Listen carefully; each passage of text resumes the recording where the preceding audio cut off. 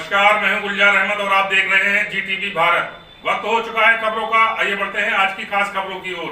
अलग अलग राजनीतिक दलों को जोर आजमाइश करने का उनका लोकतांत्रिक अधिकार भी है, लेकिन मिर्जापुर एनडीए गठबंधन की जीत ही सुनिश्चित करने जा रहा है।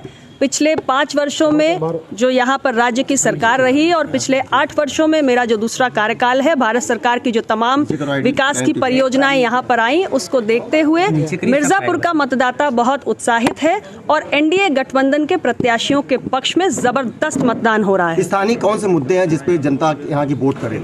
मैं अगर विकास की दृष्टि से बात करूं तो पिछले 8 वर्षों में मिर्जापुर ने एक के बाद एक बहुत सारी विकास परियोजनाओं को जनपद में आते हुए देखा है।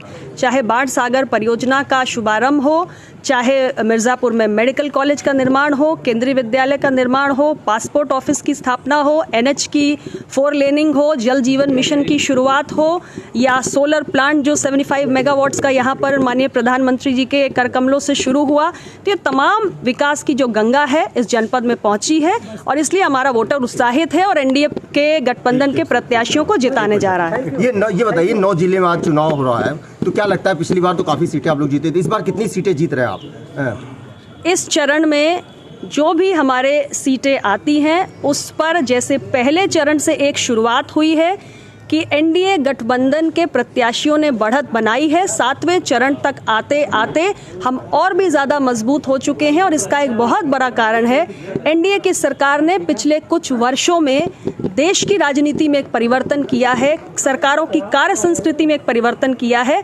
हम केवल शिलान्यास की श्रृंखला नहीं लगाते हैं, बल्कि हम विकास परियोजनाओं को लोकार्पण तक लेकर जाते हैं और इसलिए एक आम मतदाता के जीवन में एक सकारात्मक बदलाव ला रहे हैं और इसलिए आम मतदाता पहले चरण से जो बयार बहनी शुरू हुई है वो 7वें चरण तक आते आते सुनामी बन चुकी है। वेस्ट यूपी की